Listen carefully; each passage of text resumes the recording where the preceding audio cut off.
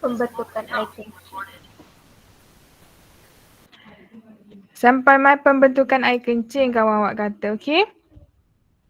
Dan dalam pembentukan air kencing tu, kita baru tengok sehingga sini sahaja. Kita baru tengok mengenai struktur nefron sahaja.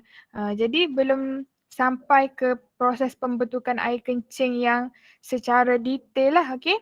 Jadi hari ni kita akan tengok macam mana air kencing tu boleh terbentuk. Okay, semua dah bersedia?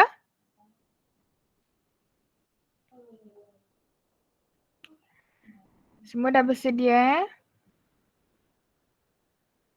Okey, kita tengok dalam ni cikgu tunjuk slide buku teks kamu lah. Okey, sebab dalam buku teks tu dia nampak satu page je, dia nampak sikit. Kalau slide cikgu tu dia nampak banyak, nanti awak rasa macam banyaknya benda nak kena ingat.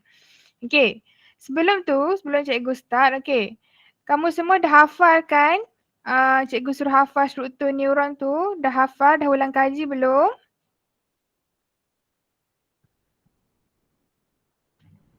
Dah ke belum?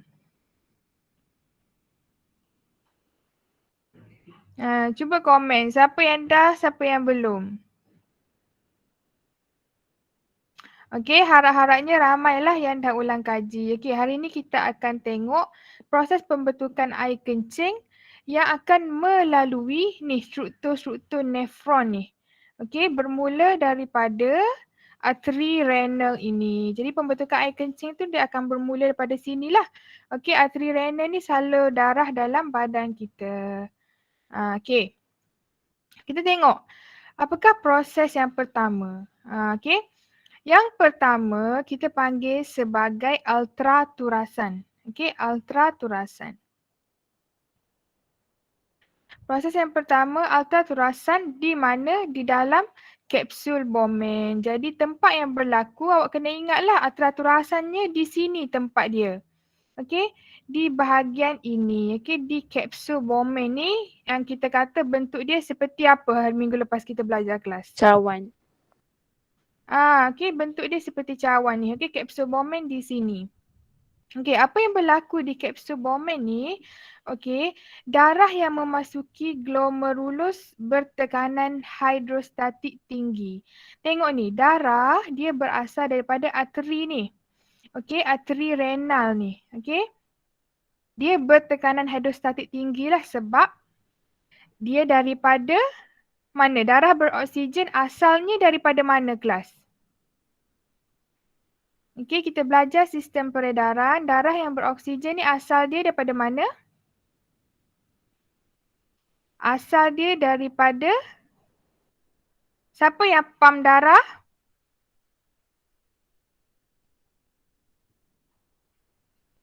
Siapa ni yang pam darah? Cuba baca. Jantung. Okey, jadi darah yang beroksigen ni asalnya daripada jantung. Okey, jantung yang pam darah. Okey, disebabkan darah beroksigen ni daripada jantung, dia adalah darah yang bertekanan tinggi. Okey, dia darah yang beroksigen yang bertekanan tinggi. Jadi apabila dia sampai ke sini, di bahagian glomerulus ni, dengan darah yang bertekanan tinggi dan juga arteriol kita ni dia ada lubang-lubang halus. Okey, lubang-lubang kecil. Okey. Jadi, darah yang bertekanan tinggi lalu pula di glomerulus ni yang ada lubang-lubang kecil ni. Okey, jadi ada bahan yang akan meresap keluar ke kapsul Bowman. Okey, ada bahan yang akan meresap keluar ke kapsul Bowman. Okey. Tengok ni, darah yang memasuki glomerulus bertekanan hidrostatik tinggi. Sebab apa? Sebab diameter arterial efferent lebih besar daripada diameter arterial efferent. Okey, poinnya di sini dia nak bagi tahu yang darah sekarang ni ada tekanan yang tinggi lah. Okey, yang menyebabkan dia boleh meresap ke kapsul Bowman. Okey, awak kena ingat tu. Tekanan yang tinggi tu menyebabkan berlakunya ultraturasan. Okey, berlakunya ultraturasan. Iaitu apa? Bendalih meresap melalui dinding capillary glomerulus ke dalam rongga kapsul Bowman. Jadi samalah yang cikgu cakap tadi.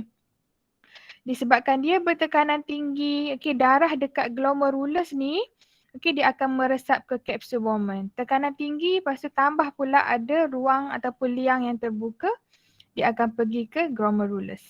Okey, daripada salur darah ni, yang merah ni adalah salur darah, dia akan meresap ke glomerulus lah, nefron tu. Okey, seterusnya, okey, bendalir yang memasuki rongga kapsul Bowman dipanggil hasil turasan glomerulus. Okey, tadi dalam salur darah, kita panggil dia sebagai darah. Tapi apabila darah tu, okey, dia masuk ke kapsul Bowman, kita dah tak panggil darah lah. Sebab sel darah merah dia tak boleh masuk ke kapsul Bowman. Dia ada bahan-bahan yang tertentu sahaja yang boleh masuk. Kejap lagi kita tengok. Jadi bahan yang merentasi glomerulus yang masuk ke kapsul Bowman yang berbentuk cawan tu, kita panggil dia sebagai hasil turasan glomerulus. Okey? Jadi apa yang masuk? Okey, daripada salur darah tadi yang masuk ke kapsul Bowman, kita tengok hasil turasan glomerulus mempunyai komposisi bahan yang sama seperti plasma darah. Okey, dikata sama seperti plasma darah, tetapi okey, hasil turasan tu tidak mengandungi sel darah merah, okey, tidak mengandungi platelet dan tidak mengandungi protein plasma. Jadi, dalam darah awak tu ada banyak bahan. Tapi tiga bahan ini, okey, tiga bahan ini tak boleh masuk ke kapsul Bowman. Jadi, tiga bahan tu tak boleh masuk ke kapsul Bowman, sel darah merah, platelet dan protein plasma. Jadi, sepatutnya dalam air kencing kita tak boleh ada darah lah. Okey, sepatutnya tak boleh ada darah sebab sel darah merah tak sepatutnya masuk ke kapsul Bowman. Sebab apa? Kita tengok. Okey, sel darah merah dan protein plasma dia akan kekal dalam darah yang mengalir ke arteriole eferen kerana saiz, saiz bahan ini terlalu besar. Okey, sel darah merah, protein plasma, okey, platelet tu dia besar. Dia tak akan boleh merentasi glomerulus tadi. Jadi contohnya kalau awak sakit perut, awak pun pergi hospital. Selalunya doktor akan check lah urin, air kencing. Doktor suruh kencing, doktor check. Okey, kalau dalam air kencing kita tu ada darah, selalunya doktor akan check ada benda tak kena lah, okey, dengan buah pinggang kita. Sebab sepatutnya orang yang normal, orang yang sihat dalam air kencing tak sepatutnya ada darah. Okey? Mungkin ada, buah pinggang dia terluka ke ataupun mungkin tahap awal untuk jadi ke penyakit buah pinggang. Okey, banyak jugalah faktor dia. Okey, faham mengenai ultraturasan dalam kapsul Bowman kelas? Faham ke ultraturasan dalam kapsul Bowman? Faham, cikgu. Okey, orang lain faham? Faya, Irfan, Fatumuin, Afika, Amani, Husna, Khairunisa, Syamimi, Haziq. Faham ke? Faham. Okey, yang lain tu senyap tu buat apa? Faham ke tak? Faham, cikgu. Faham, cikgu. Okey, Faham. good. Okey, jadi itu baru satu di bahagian ini. Okey, di bahagian ini mengenai ultraturasan. Kita tengok pula step yang kedua. Lepas dia masuk ke kapsul Bowman, apa akan berlaku? Okey, step yang kedua kita panggil sebagai penyerapan semula di tubul belingkar proksimal. Jadi, kalau awak hafal dah struktur nefron tu, awak dah boleh bayanglah tubul belingkar proksimal tu di mana. Okey, tubul belingkar proksimal tu di sini. Okey. Jadi dia akan mengalir ke sinilah. Okey, selepas keluar daripada kapsul Bowman, bahan-bahan itu kecuali apa? Kecuali darah, platelet, okey, protein plasma tu dia akan bergerak ke sini. Selepas dia bergerak ke sini, dia akan berlaku penyerapan semula. Okey, dengan nama sahaja penyerapan semula tu, okey, awak sepatutnya boleh bayanglah proses dia penyerapan semula. Maksudnya daripada struktur ini dia akan masuk semula ke kapilari darah. Okey, dia akan masuk semula ke kapilari darah mengikut apa yang badan kita perlu.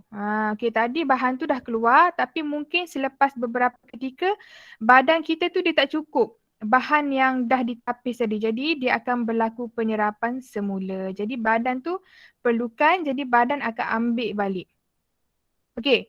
Penyerapan semula berlaku pada hasil turasan glomerulus di sepanjang tubuh renal. Minggu lepas kita belajar tubuh renal. Okey, tubuh renal itu terdiri daripada apa? Ada 3 struktur yang kita panggil sebagai tubuh renal. Siapa boleh bagi tahu? Ada 3 struktur yang kita panggil sebagai tubuh renal. Siapa ingat?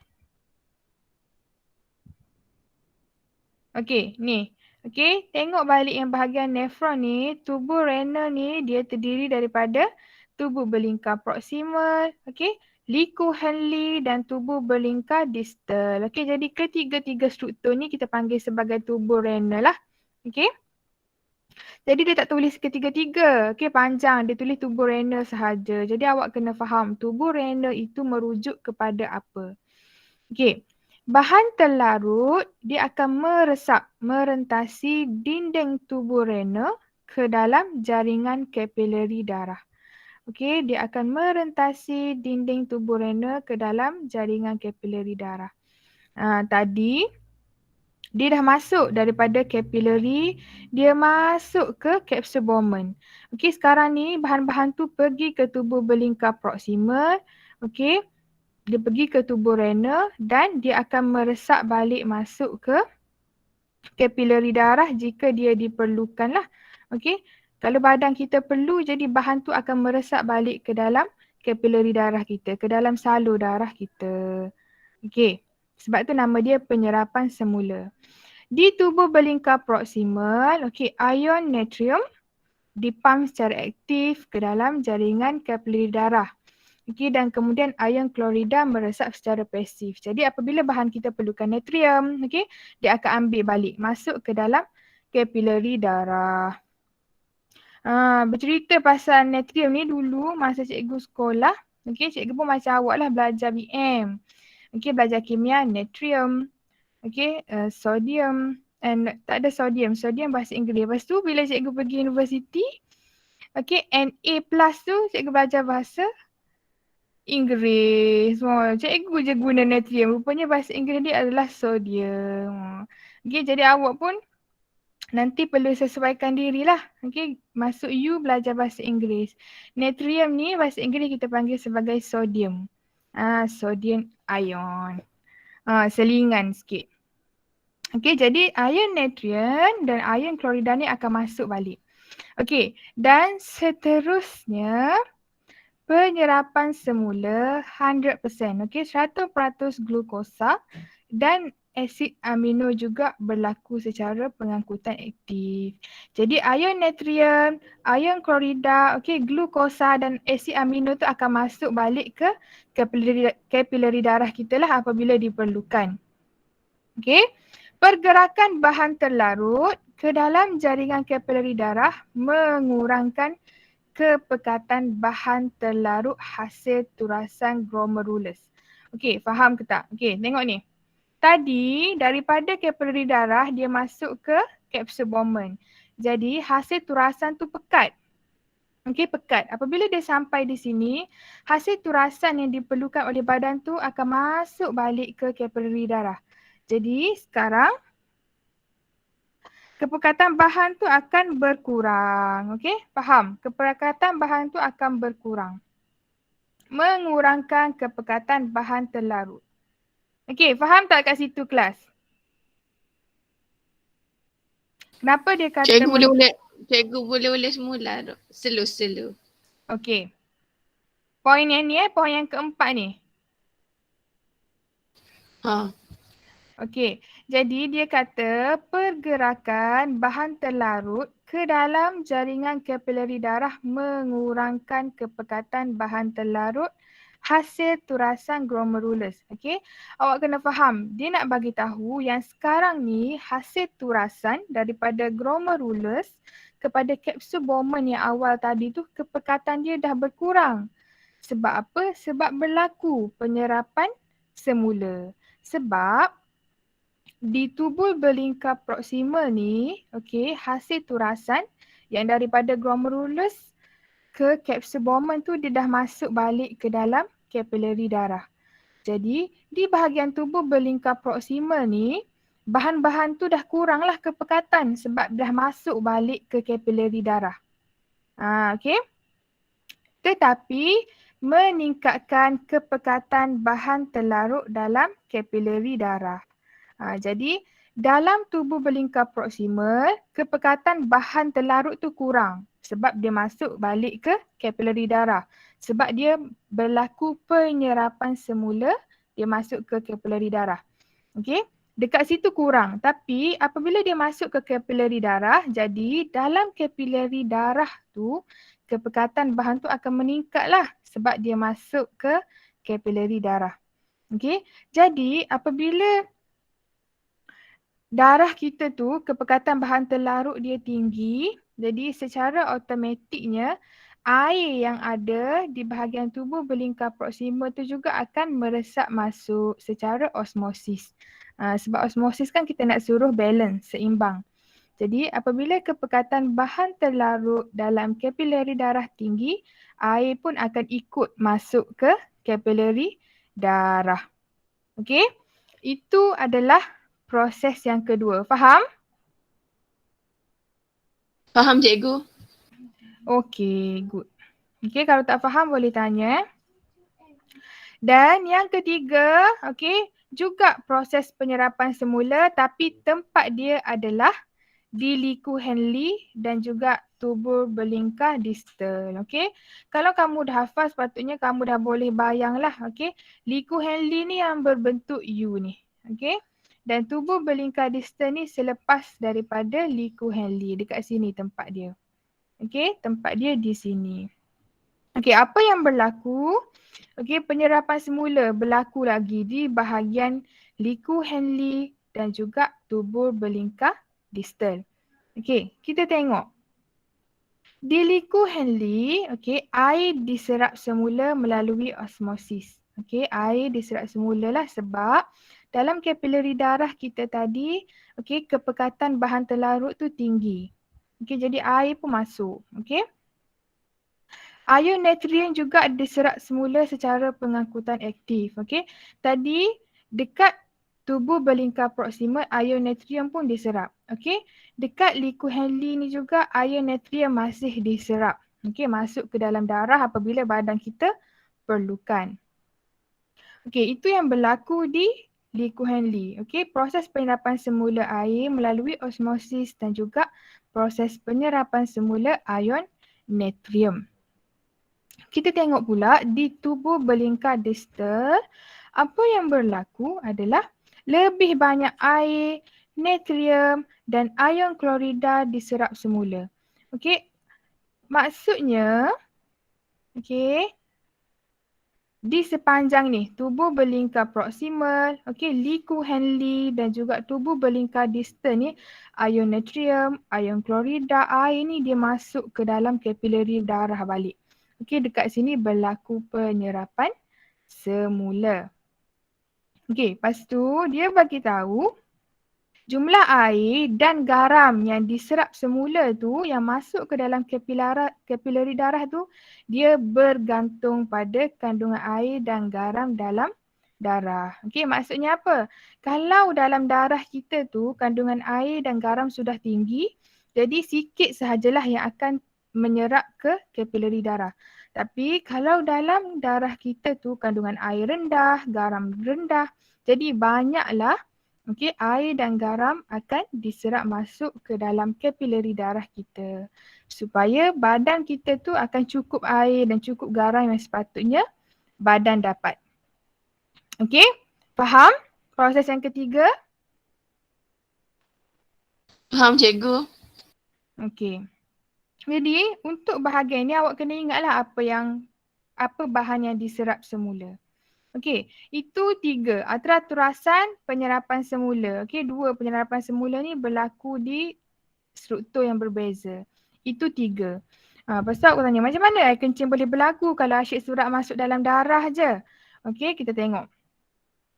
Yang proses yang keempat adalah rembesan. Okey, rembesan ialah proses perembesan bahan buangan dalam darah yang tidak dituras pada awalnya ke dalam tubuh rena. Jadi, tadi ada bahan-bahan yang tidak masuk lagi ke dalam tubuh rena tu. Okey, tubuh rena tu apa? Okey, tubuh berlingkar proksimal, liku Henle dan juga tubuh berlingkar distal. Okey, jadi dia akan masuk balik. Okey, daripada kapilari darah tu dia akan masuk balik ke tubuh rena kita, ke dalam nefron kita. Jadi proses dia ulang alik lah. Tadi dah masuk ke dalam kapilari darah. Lepas tu badan perlukan. Daripada kapilari darah dia masuk ke kapsul Bowman, tapi apabila bahan perlukan dia keluar balik daripada tubuh rena, dia masuk ke dalam kapilari darah. Okey, dan sekarang ni daripada kapilari darah dia akan masuk balik ke tubuh renal. Okey, dia dah nak sampai ke penghujung. Kiranya yang ni memang betul-betul dah badan tak nak dah ni. Okey, tadi dia ambil balik yang dia nak. Okey, proses ini berlawanan dengan proses penyerapan semula. Kalau proses penyerapan semula, daripada tubuh renal kepada mana kelas? Daripada tubuh renal dia akan masuk ke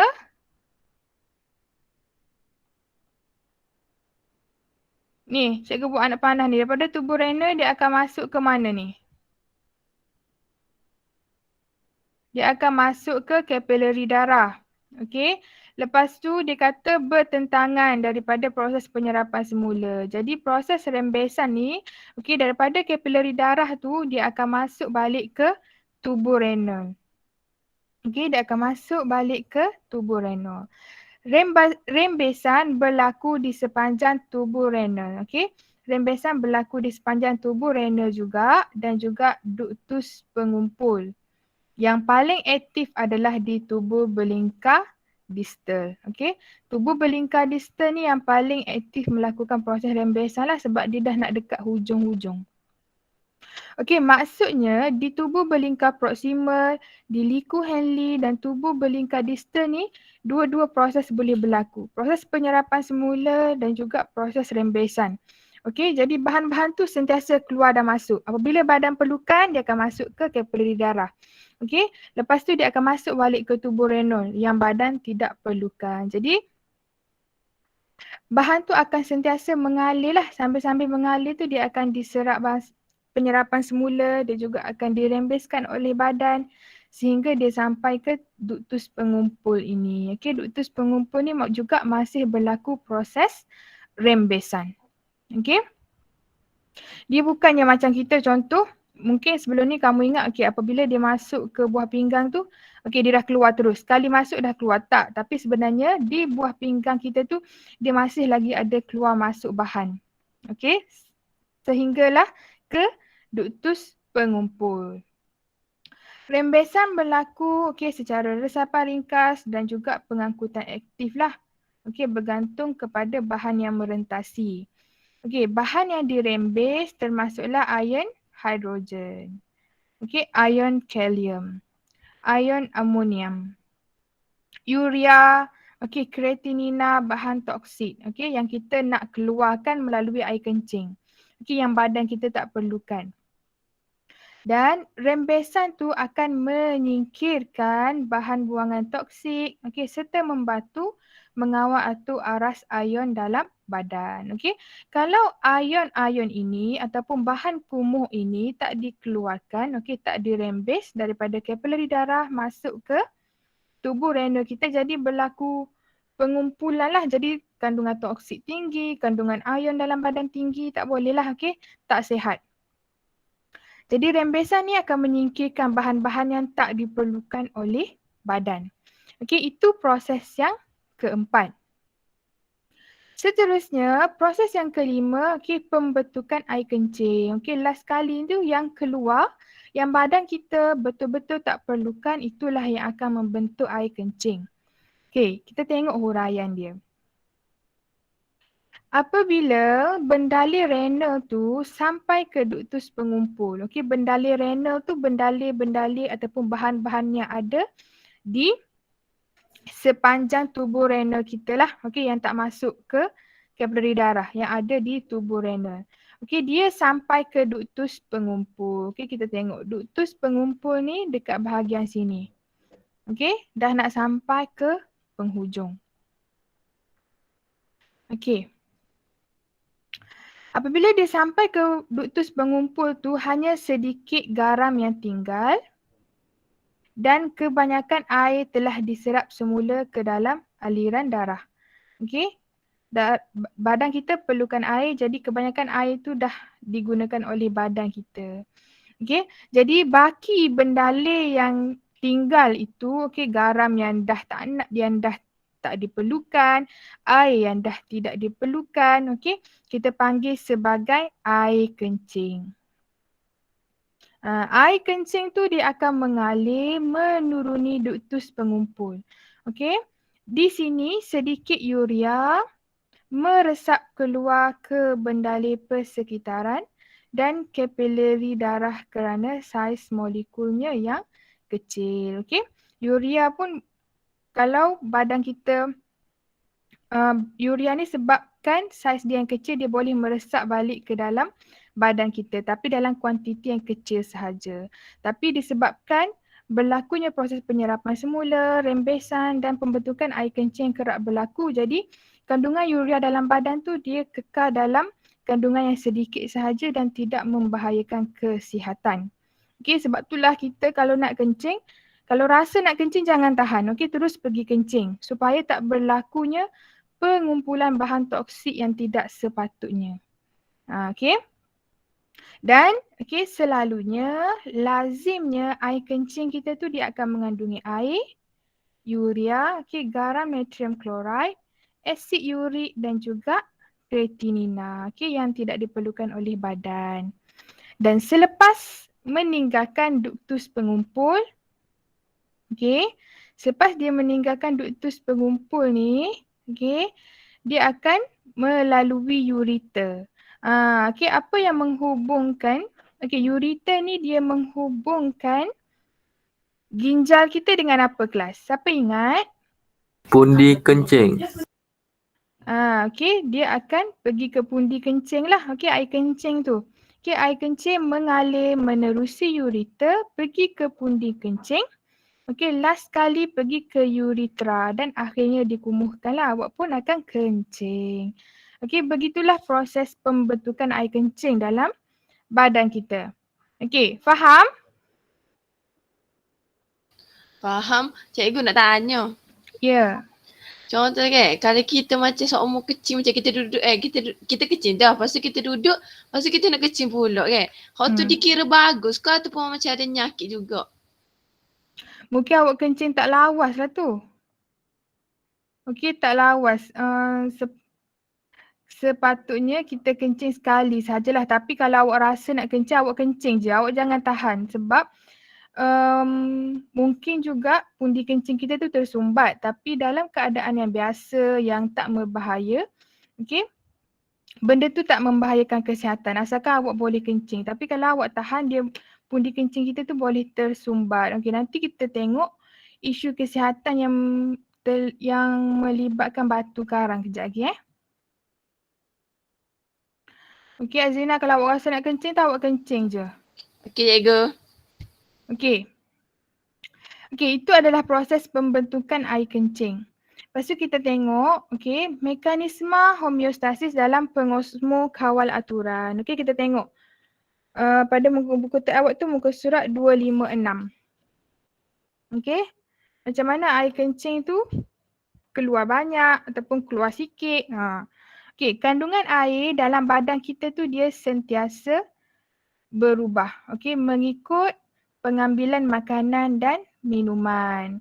Pengosmo kawal aturan ialah proses mengawal atur air dan garam dalam badan. Okey, supaya tekanan osmosis darah dapat dikekalkan dalam julak yang normal. Okey, sebab itulah kita kencing. Kadang-kadang kencing banyak, kadang-kadang kencing sikit sebab kita nak Sebab itu adalah proses homeostasis untuk mengekalkan tekanan osmosis darah. Okey, air. Okey, air banyak, air sikit dalam darah kita. Untuk pastikan dia sentiasa pada julat yang normal. Okey. Pengosmo kawal aturan dicapai dengan mengawal atur isi padu penghasilan air kencing oleh ginjal. Jadi ginjal akan kawal aturlah air kencing tu banyak atau sikit. Okay, kita tengok situasi dia bagi dekat sini. Kalau awak minum terlalu banyak air. Awak minum banyak air. Jadi tekanan osmosis darah tu akan menurun, okay, ke bawah daripada julat yang sepatutnya sebab air terlalu banyak dalam badan kita, terlalu banyak dalam darah. Jadi apakah reseptor yang mengesan tekanan osmosis? Kita ada di sini adalah osmoreseptor. Nama dia pun osmoreseptor, dekat-dekat dah dengan osmosis. Jadi reseptor yang mengesan tekanan osmosis nama dia osmoreseptor. Kat mana? Dekat dalam hipotalamus. Hipotalamus ni dekat mana? Dekat mana hipotalamus? Dekat jantung ke? Dekat mana hipotalamus kelas? Otak. Okey. Osmoreseptor di dalam hipotalamus. Hipotalamus tu di otak. Okey. Jadi apabila tekanan osmosis tu menurun, jadi osmoreseptor tu dia kurang dirangsang. Okey, dia tak terangsang lah. Okey, menyebabkan kelenjar pituitary juga kurang dirangsang. Okey, jadi apabila kelenjar pituitary kita kurang dirangsang, okey, kelenjar pituitary tu tugas dia untuk merembeskan apa? Hormon. Okey, good. Jadi kelenjar pituitary tu tugas dia merembeskan hormon lah. Banyak jenis hormon yang kita belajar sebelum ni. Dan salah satunya adalah ADH. Okey, apabila kelenjar pituitary kurang dirangsang, jadi dia tidak merembeskan ADH ataupun ADH tu kurang dirembeskan daripada kelenjar pituitary.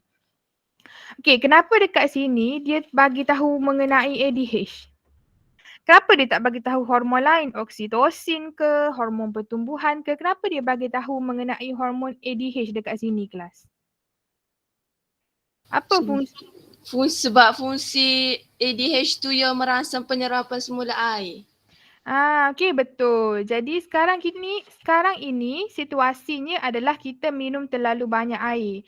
Jadi yang memainkan peranan adalah hormon ADH. Okey, awak kena ingat fungsi dia. Jadi kurang hormon ADH dirembes daripada kelenjar pituitary. Jadi apa akan berlaku kalau hormon ADH ni kurang? Okey, kepekatan ADH yang rendah menyebabkan tubuh belingkar distal dan dinding duktus pengumpul tu dia menjadi kurang telap terhadap air. Kurang telap terhadap air. Kurang telap tu maksudnya dengan kata mudahnya, air tu tak boleh nak lalu lah, okey, di bahagian tubuh renal, tubuh belingkar distal, tubuh dinding duktus pengumpul tu air tak boleh nak lalu, dia kurang telap. Jadi kurang air diserap semula daripada bendalir renal ke dalam kapilari darah. Jadi tadi air tu dia keluar daripada kapilari darah, dia masuk ke kapsul Bowman. Okey, daripada kapsul Bowman tu dia akan pergilah ke tubuh belingkar distal, proximal, liku Henle, tapi disebabkan ADH itu kurang, jadi dia dah tak boleh nak masuk balik ke dalam kapilari darah. Sebab sekarang ni kita dah minum banyak air, jadi air tu perlu dikurangkan dalam badan kita. Jadi dia akan kekal di dalam tubuh renal tu. Okey, kurang air diserap semula daripada bendalir renal ke dalam kapilari darah. Jadi dia kekal lah dalam nefron tu. Okey, jadi air kencing yang lebih cair dan banyak dihasilkan sebab air yang kita minum tu dia duduk dalam tubuh renal, tak masuk ke dalam badan, jadi dia akan dikeluarkan dengan kadar yang banyak. Jadi air kencing yang banyak tu, okey, nanti dia akan mengembalikan tekanan osmosis darah ke julat yang normal. Okey. Situasi yang kedua, dia bagi tahu kita ni pula minum air yang terlalu sedikit. Ataupun kita kehilangan air lah melakukan aktiviti lasak ataupun panas ke, okay, kita kehilangan air. Jadi apa akan berlaku adalah tekanan osmosis darah kita akan meningkat sebab kita kurang air. Jadi sama juga, okay, konsep dia sama, cuma dia terbalik sikit. Jadi osmoreseptor tu dia akan dirangsang apabila tekanan osmosis meningkat. Apabila osmoreseptor dirangsang, kelenjar pituitary juga akan dirangsang. Jadi ADH juga akan dirembeskan daripada kelenjar pituitary tu. Okay, apabila ADH dirembeskan, okay, kepekatan ADH yang tinggi, yang banyak tu akan menyebabkan dinding tubuh belingkar distal dan dinding duktus pengumpul tu menjadi lebih telak terhadap air. Jadi air tu dia dapat merentasi lah.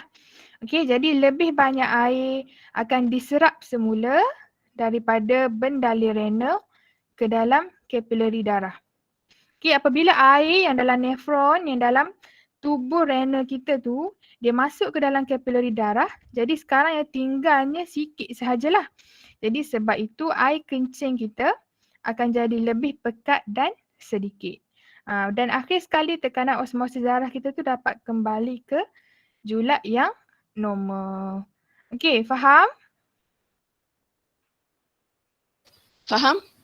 Jadi kalau kita tengok air kencing kita tu sikit, pekat, kuning pekat tu maksudnya badan kita tu tak cukup air lah. Jadi awak kena minum air banyak. Kalau awak tengok air kencing awak cair, warna putih, pucat tu maksudnya dah terlebih air. Jadi kurangkan sikit pengambilan air. Okey. Yang tu habislah subtopik kita yang kedua. Okey, kita tengok subtopik yang last kali dalam bab ni adalah isu kesihatan berkaitan dengan sistem urinari. Ya, ada siapa nak bercakap ke? Okey, dalam subtopik yang last kali bab ni awak akan belajar mengenai satu sajalah iaitu isu kesihatan yang berkaitan dengan sistem urinari. Okey, dan selalunya masalah kesihatan yang selalu kita dengar kalau melibatkan sistem urinari ni adalah dua. Okey, masalah buah pinggang ataupun batu karang. Okey, kita tengok. Kegagalan ginjal boleh diakibatkan oleh penyakit, jangkitan bakteria atau kemalangan. Sebelum ni pun cikgu ada beritahu, kemalangan ni boleh mengakibatkan buah pinggang kita rosak lah. Cikgu beritahu hari tu SLE dan juga pemakanan. Hari ni kita dapat lagi punca, kegagalan buah pinggang disebabkan oleh jangkitan bakteria dan juga penyakit. Dan selalunya penyakit yang menyebabkan kegagalan buah pinggang ini adalah ni, tengok ni, penyakit diabetes mellitus, penyakit kencing manis. Jadi orang yang ada kencing manis ni dia lebih tinggilah kecenderungannya ataupun peratus dia untuk kena penyakit kegagalan buah pinggang ni lebih tinggi daripada orang yang sihat. Penyakit diabetes mellitus merupakan penyebab utama kegagalan ginjal dan diikuti oleh tekanan darah tinggi. Jadi orang yang ada darah tinggi juga, peratus untuk dia dapat masalah kegagalan ginjal ataupun buah pinggang ni tinggi. Sebab apa? Apa yang menyebabkan dia dapat penyakit buah pinggang ni?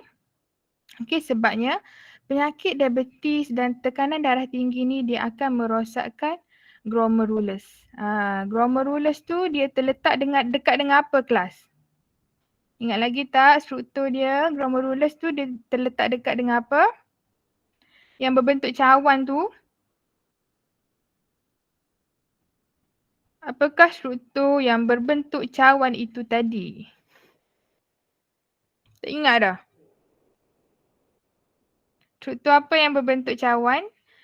Capsule Bowman. Correct. Jadi apabila glomerulus tu rosak akibat daripada penyakit diabetes dan tekanan darah tinggi, jadi bahan yang sepatutnya mengalir daripada glomerulus ataupun kapilari darah kita tu tak dapat masuk ke tubuh renal kita, tak dapat masuk ke capsule Bowman, tak dapat masuk ke bahagian nefron kita tu lah. Okey, jadi bahan yang sepatutnya ditapis tidak dapat ditapis. Sebelum ni cikgu dah bagi tahu, penyakit diabetes ni apa akan berlaku adalah arteri dia menjadi sempit. Jadi glomerulus tu adalah kapilari darah kita lah, salur darah kita. Jadi boleh rosak. Okey. Okey, itu adalah berkenaan dengan penyakit buah pinggang. Okey, kawan cikgu, cikgu ada seorang kawan yang ada penyakit buah pinggang. Senior awak jugalah, okey, alumni SMK Elati, super senior, awak tak kenal lah, okey. Dia sebaya dengan cikgu. Dia student medik di UIA tahun 4. Okey, dia mengalami penyakit buah pinggang tahap 4. Okey, dia kena melakukan pembedahan penukaran buah pinggang lah sepatutnya, tapi belum lagi buat masa sekarang. Jadi kalau untuk pesakit yang ada masalah buah pinggang ni, okey, selalunya apa rawatan yang kita akan lakukan kelas? Rawatan yang paling famous, awak tahu? Cuci darah tidak? Cuci darah kita panggil ke apa? Cuci darah tu dia ada istilah dia. Kita panggil ke apa cuci darah tu? Siapa tahu bermula dengan huruf D? Bermula dengan huruf D. Tahu tak? Apa ni? Cuba baca, cikgu tulis. Dialisis.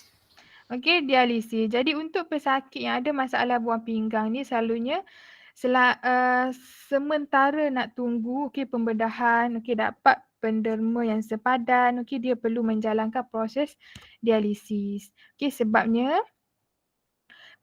cecair dalam badan dia tu tak dapat ditapis lah di bahagian capsule Bowman, di sepanjang tubuh belingkar tu, tak dapat ditapis. Jadi dialisis tu akan bertindak sebagai buah pinggang dia lah yang akan tapis bahan-bahan tu.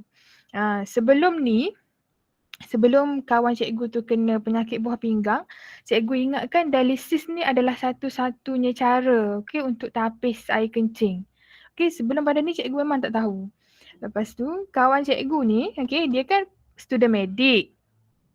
Jadi dia share perjalanan dia kena sakit buah pinggang ni. Dia pun share lah sebenarnya untuk tapis ataupun cuci darah ni sebenarnya dia ada satu lagi rawatan kita panggil sebagai CAPD. Mungkin awak boleh search lah. Dia Continuous Ambulatory Peritoneal Dialysis, tak silap cikgu. Kita panggil dia CAPD. Dialisis ni, awak tahu tak dialisis ni berapa kerap pesakit buah pinggang ni dia kena pergi cuci darah? Tahu tak? Siapa tahu? Berapa kali seminggu pesakit buah pinggang ni kena cuci darah? Ada yang tahu tak? Ada yang tahu tak? 3 kali seminggu lah pesakit buah pinggang ni dia kena pergi hospital untuk dia cuci darah, dan satu-satu sesi tu kalau tak silap cikgu 2 jam begitu. Dan penat lah lepas kita cuci darah tu kita akan penat. Kawan cikgu tu dia sempat melalui proses dialisis tu. Lepas tu dia pula dia bagi tahu dia student medik. Jadual dia padat. Dia nak kena spend 2 jam ke 3 jam di hospital untuk cuci darah. Lepas tu dia kena pergi ke kelas. Lepas tu dia rasa macam penat lah lepas dialisis tu. Lepas tu dia bagi tahu yang CAPD ni adalah choice yang kedua. Doktor suruh dia pilih. Sama ada dia nak buat dialisis ataupun dia nak buat CAPD.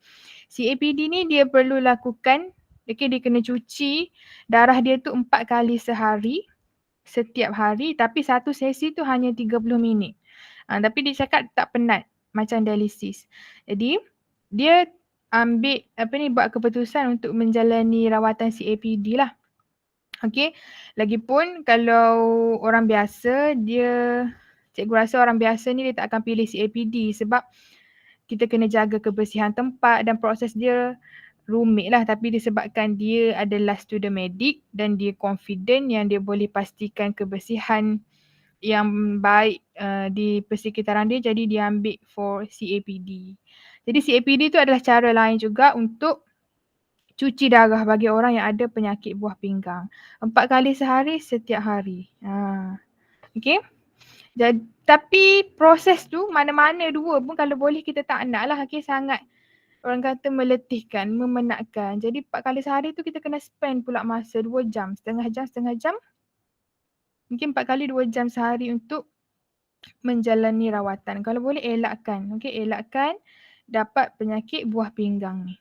Okay.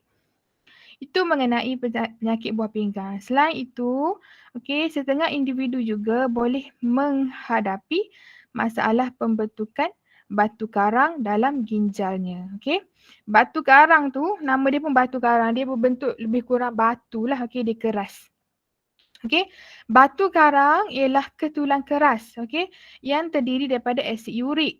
Okay, kalsium oksalat dan juga ataupun hablokalsium fosfat. Jadi, dalam makanan yang kita makan sehari-hari tu sebenarnya ada makanan yang mengandungi asid urik, okay, kalsium oksalat dan juga kalsium fosfat ni. Okay, contohnya yang paling cikgu rasa mungkin kamu pernah dengar adalah asid urik lah. Okay, asid urik tu dia selalunya tinggi dalam makanan seafood. Okay, udang, kerang, ikan bilis, okay, kacang-kacang tu tinggi asid urik. Jadi kalau kita makan asid urik yang bahan yang mengandungi asid urik yang berlebihan, kita pula kurang minum air, okay, menyebabkan lama-lama dia berkumpul dan membentuk batuan keras, okay, ketulang keras yang dinamakan sebagai batu karang.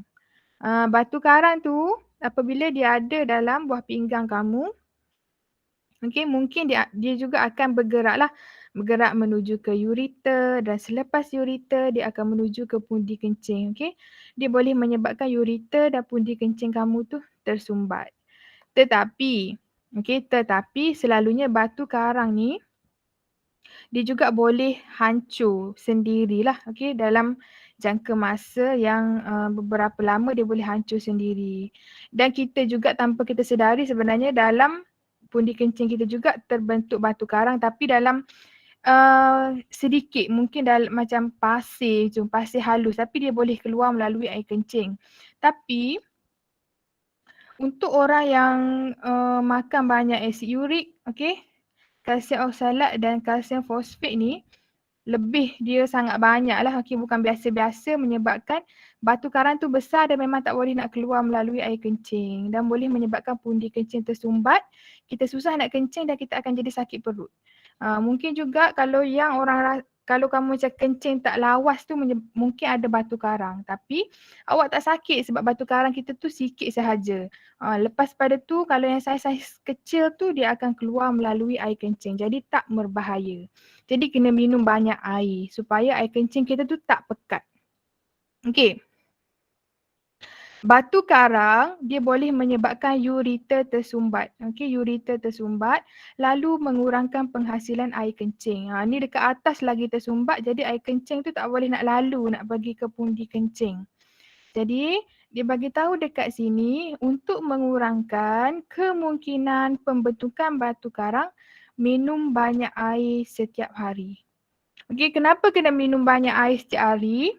Supaya kalau ada asid urik, kalau ada kalsium oksalat, kalau ada kalsium fosfat dalam air kencing kita tu, benda tu jadi cair. Dia cair. Kalau pekat, dia kemungkinan untuk dia bergumpal bersama-sama tu tinggi. Jadi apabila dia bergumpal akan terbentuklah batu karang. Okey, kalau kita minum air kencing kita cair jadi susah sikit untuk dia bergumpal bersama-sama tu. Jadi possibility kemungkinan untuk dapat batu karang tu rendah. Okey, itu sahaja untuk kelas hari ni. Okey, kamu ada soalan? Ada. Ya.